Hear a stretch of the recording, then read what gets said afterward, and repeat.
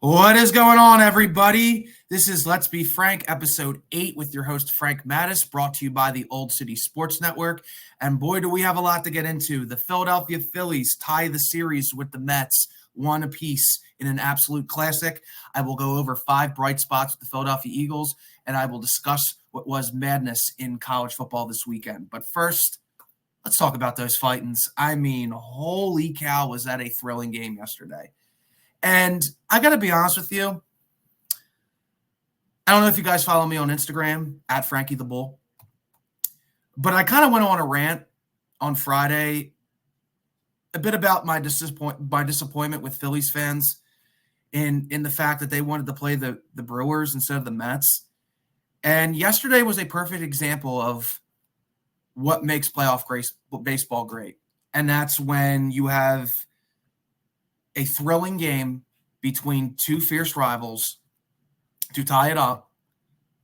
I mean, what more do you want? I mean, I get it. Like, the Mets were coming in. They kind of reminded us of the Phillies in 2022, where they were red hot and they had nothing to lose, where the Phillies have all the expectations in the world, and it's a bit of World Series or bust mentality.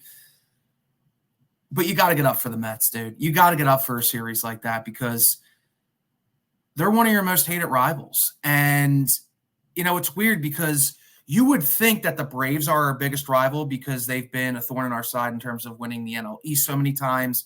We've played them in the postseason several times. And prior to this series, we've never played the Mets in the postseason, which blew my mind.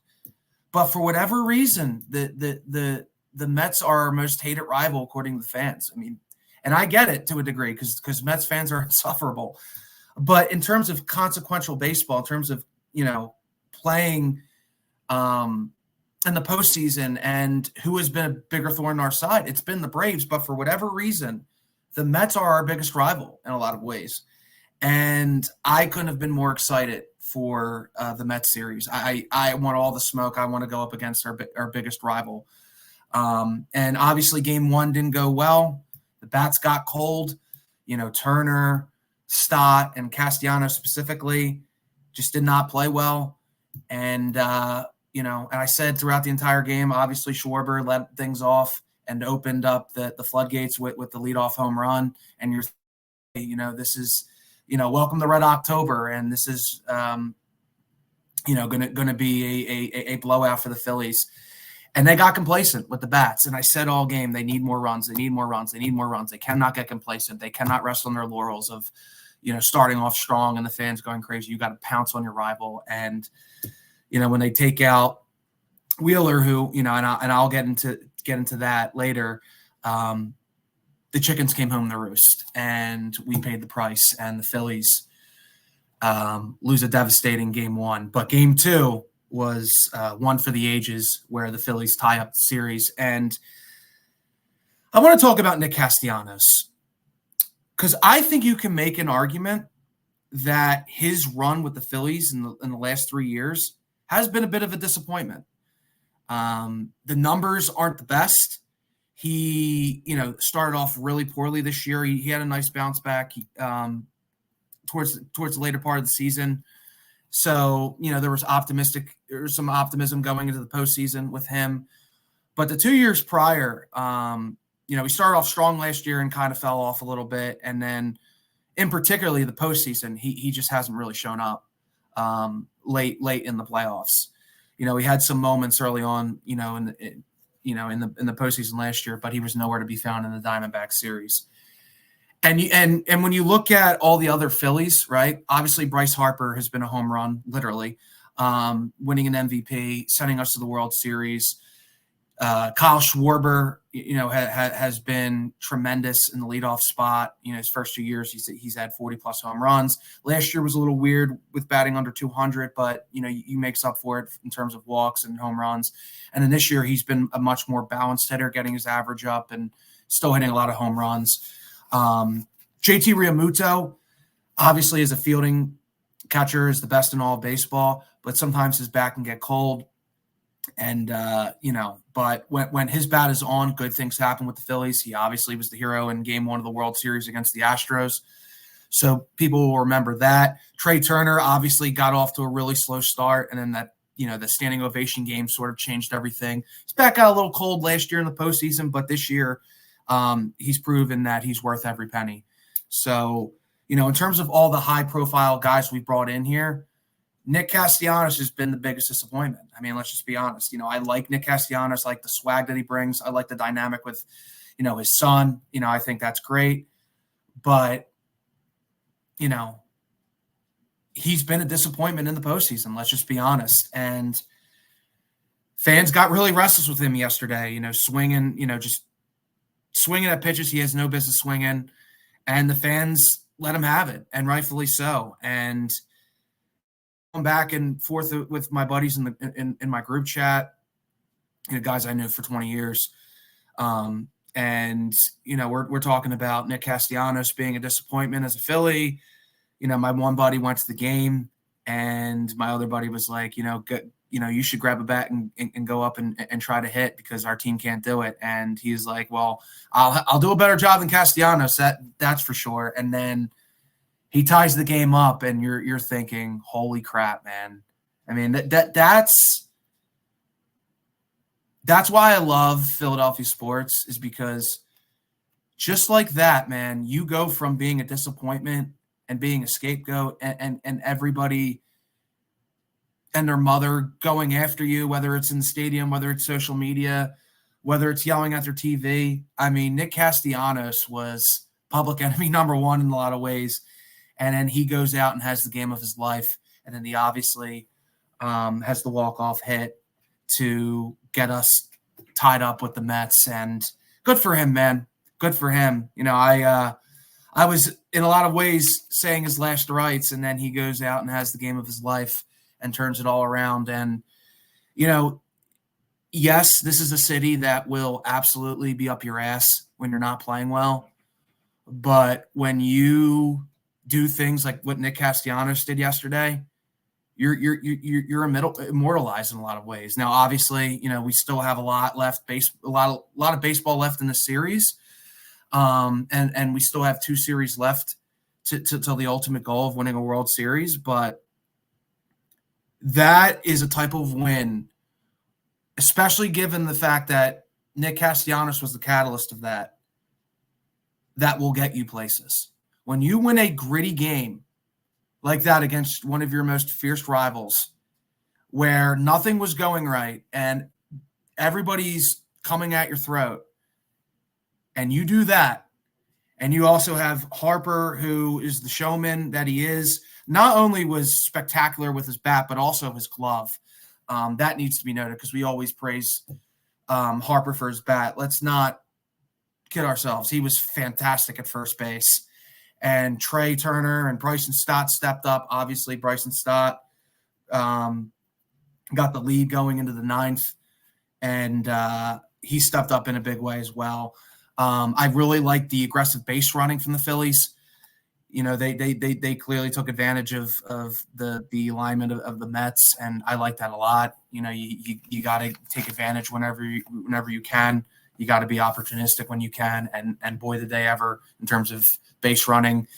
I really like the decision of sitting Bohm. He clearly was struggling, and you need to send a message to your ball club that, hey, as good as Bohm is, we can't have that. And, all hands are on deck, and, kudos to Topper for doing that. But speaking of Topper, I feel really good about the series. I think given everything that Castellanos has been through and being the star that he was yesterday, and seeing guys like Turner and Stott and Harper all step up and hit, you feel good about the series going forward, and, with Nola being on the mound, I don't really have any worries like I once did. I know a lot of people are hard on Nola, but I think Nola's come a long way and is one of the better pitchers in all of baseball. So, I feel good going forward, but there are some things that I am concerned about, and this leads me to Topper. I understand Zach Wheeler pitched 100-plus pitches in Game 1. and he was spectacular. And that game was definitely more of an indictment on our bats than it was our pitching, even more so our bullpen, which completely fell apart, obviously, when Wheeler went out.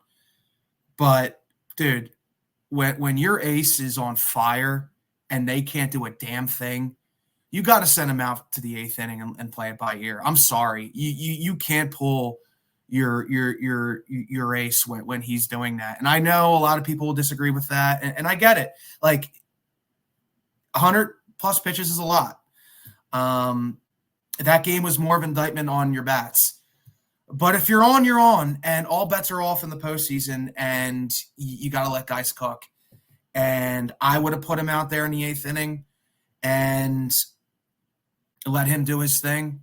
And you know, if things get dicey, yank him. You know, that would have been my approach.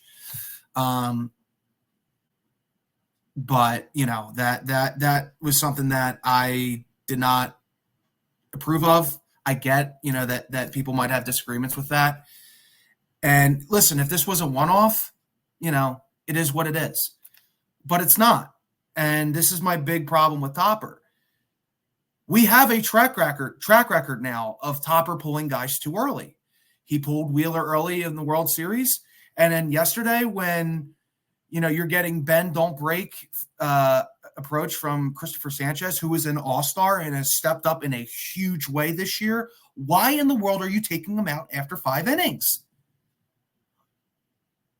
He's won 11 games this year. He made an all-star appearance. Why are you taking him out? Why?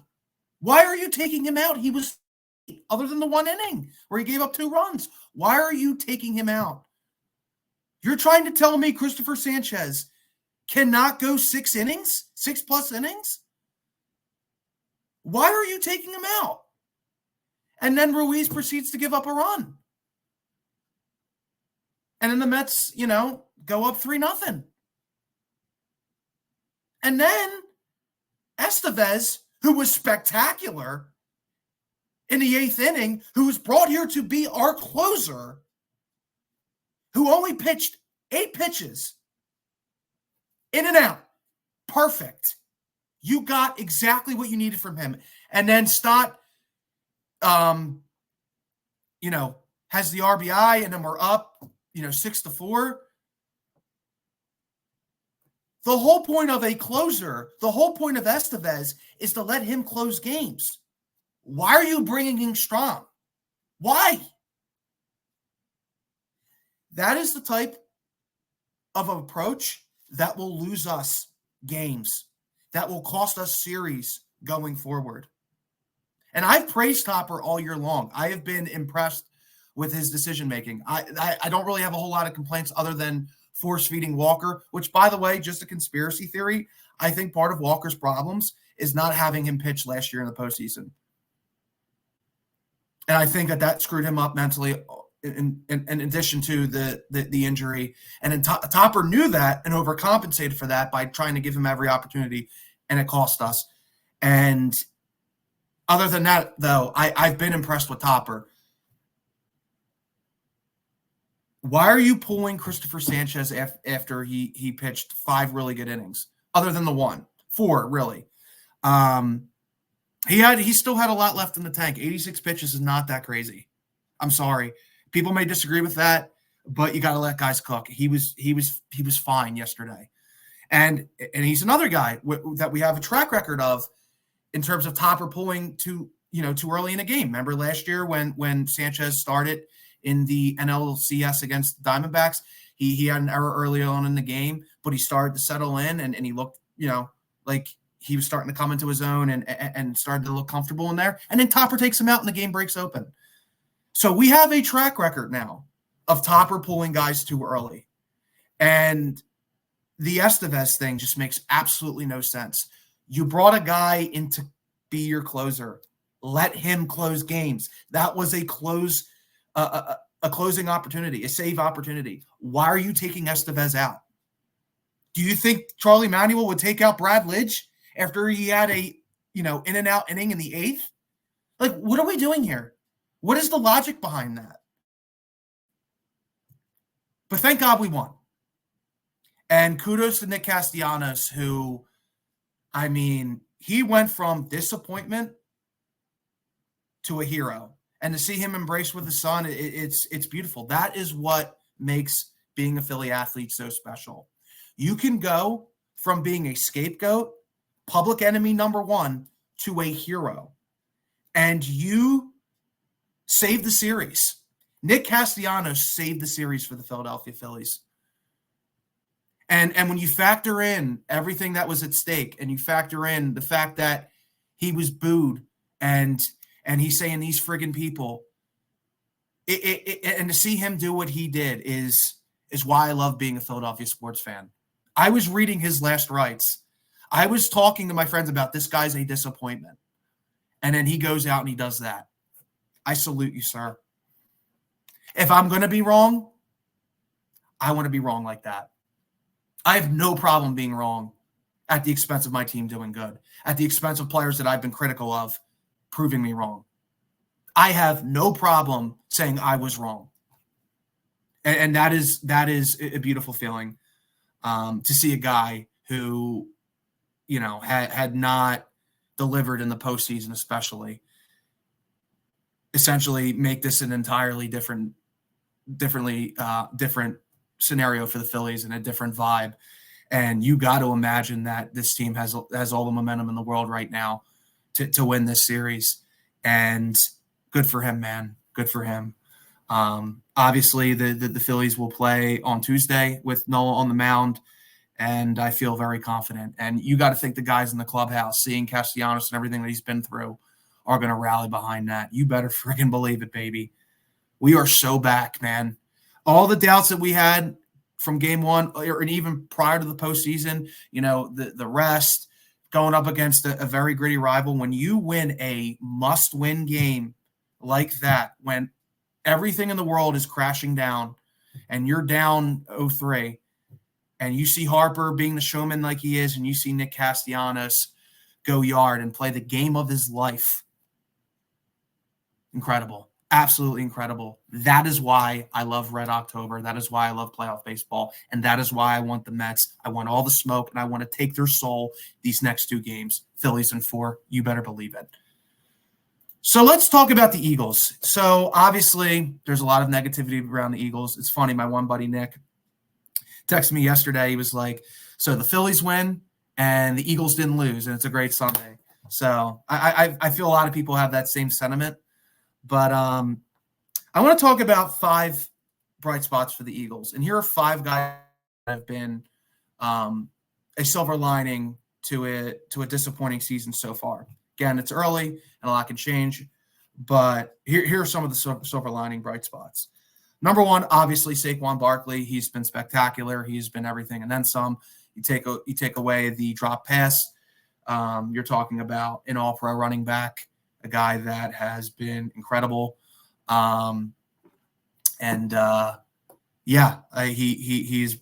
been really good. And I think when you get, Devontae and AJ back to go along with the running game and hopefully a new approach with the bye, I think he's going to be a closer in a lot of these games. So I have him 1. Number 2, I have Cam Jurgens, who, had a shaky first game, but has really settled in that spot. And obviously he's no Jason Kelce. I don't think a lot of guys are. Jason Kelce's at worst a top 5 center of all time. To me, he's in the top 3.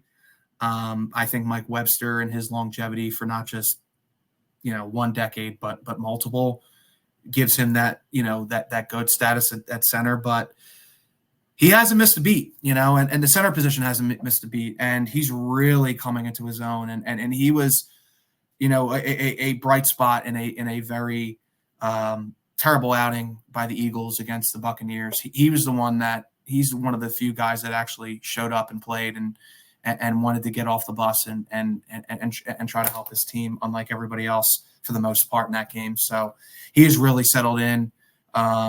The rate he's going, I see him making a Pro Bowl team, possibly an All-Pro. Obviously, you got Creed Humphrey and Frank Ragnow, who are really good centers, but he's trending into the right direction. Number 3, I got Dallas Goedert. I really liked seeing him, stretch the field. He came up huge in the Saints game, and it's a real eye opener seeing a guy like him stretch the field. And when he's factored into the game plan, and you stretch him out as opposed to running tight end screens with Devontae Smith blocking in front of you, I think that's going to pay dividends going into the future. Number 4, I have Brandon Graham. I mean, going into the season, if you were to tell me that Brandon Graham was going to be our best pass rusher so far, I would have thought you were nuts. Seeing his play drop off last year, but he's an ageless wonder, man. And he when he's done, he's going to be truly missed. And he's a guy that's been through the ringer over the last over the last decade or so. A lot of people, including myself, I'm a Michigan fan, so I was happy to get a Michigan man on the Eagles. But even I knew, when he was at Michigan, he was a 3-4 outside backer as opposed to a 4-3 defensive end. And I didn't think it was a fit, and it wasn't a fit early on, but he kept chucking along and got better and better and better. And then he's obviously synonymous with the Eagles' Super Bowl win over the Patriots in Super Bowl 52. To me, that's the play of the game. Obviously, the Philly special was incredible, but that was the most consequential play that sealed the deal. So he's still at it, which is incredible.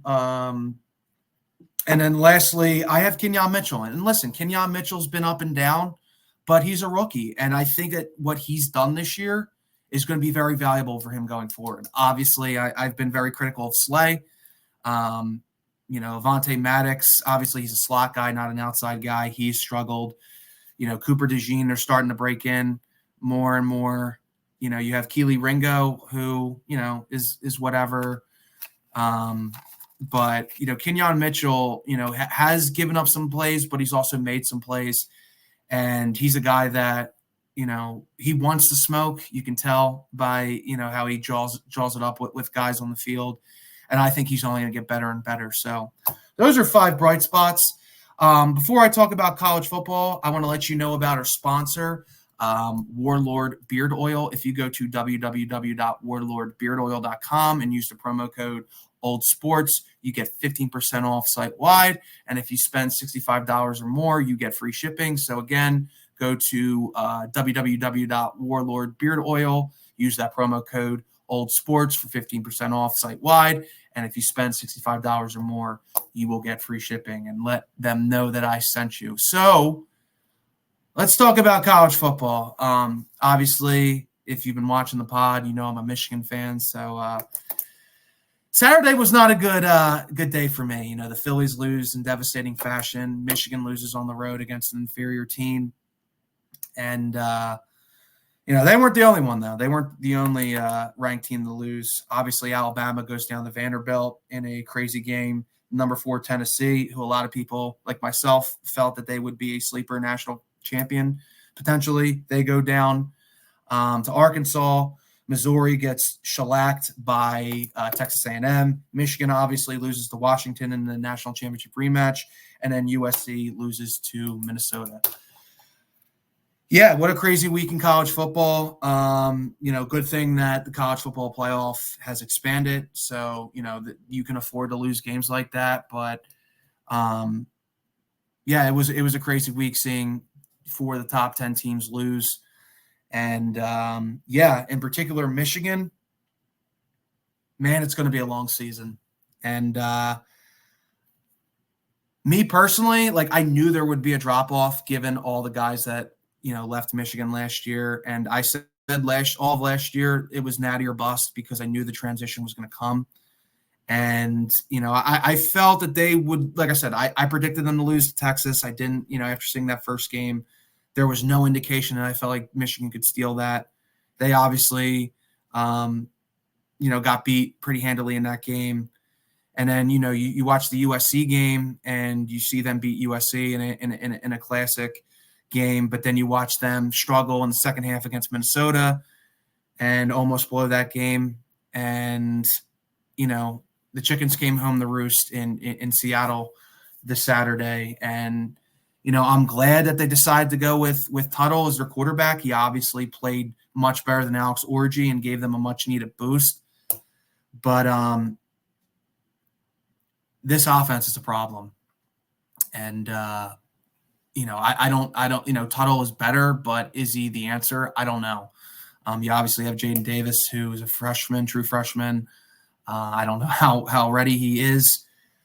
But when you have teams like Illinois, who, are solid, obviously, they kind of got exposed a bit against Penn State, but they're still a solid team. Indiana is a solid team. Oregon is starting to come into their own. And then obviously Ohio State is a juggernaut. And I just,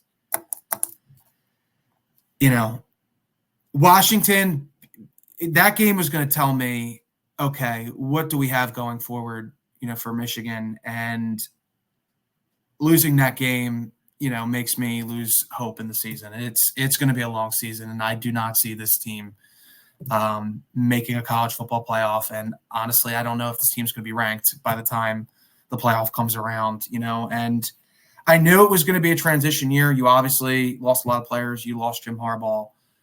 But, when you're a guy in Sharon Moore and you want to promote, the process, the pursuit, and the standard, and he has been a catalyst to a lot of Michigan's recruiting under Jim Harbaugh. And he started to come into his own later in the recruiting process and started to really gain some ground. But that wasn't it on Saturday. That was not the standard at all. And I am telling you this right now, as a Michigan fan, people are saying, well, Frank, you just won a national title. Like, relax a bit. I'm not going back to the Rich Rod era.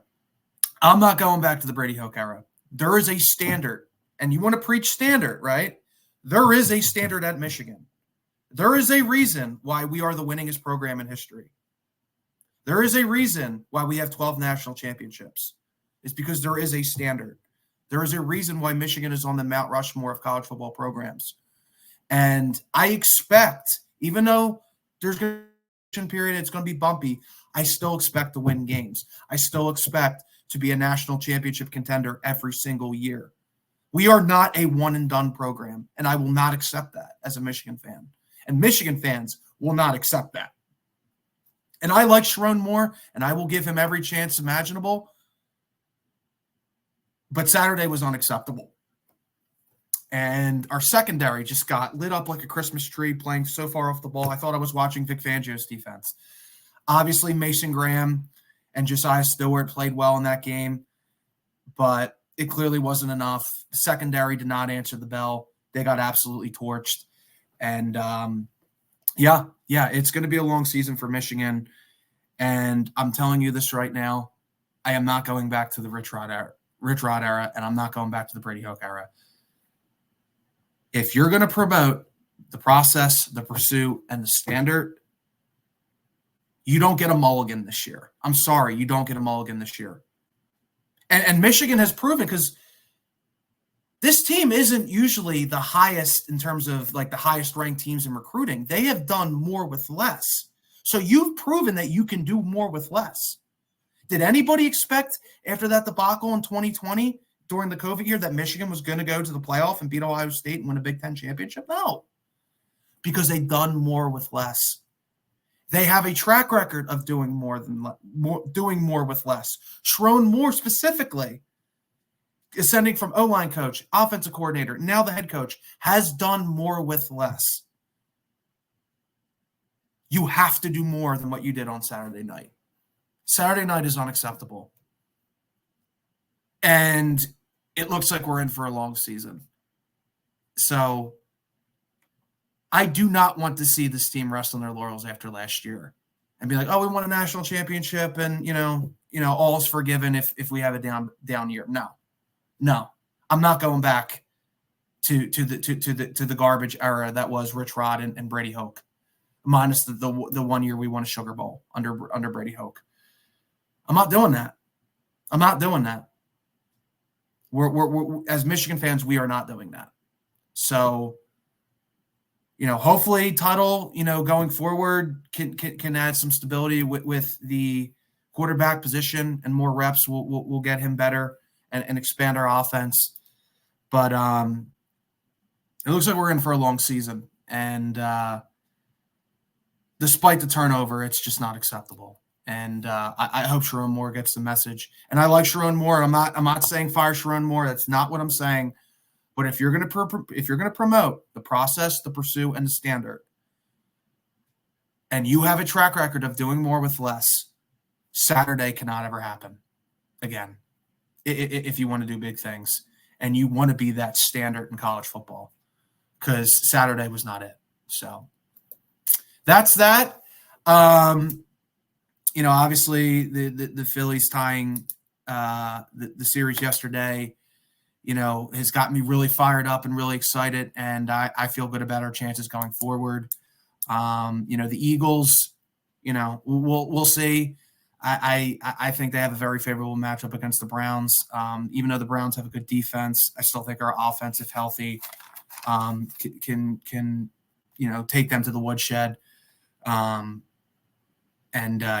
Watson, like I've said before, I mean, the guy is just a complete shell of himself, and they better win that game. They absolutely better win that game, and I hope that we get to see a new Eagles team. And then obviously the Sixers play tonight, preseason. The Flyers are around the corner, and then with Red October, man, it's a great time to be a Philadelphia sports fan. So that will be it today. I feel good about the Phillies going forward, and Phillies in 4, baby. Phillies in 4. Take care, and I will see you later.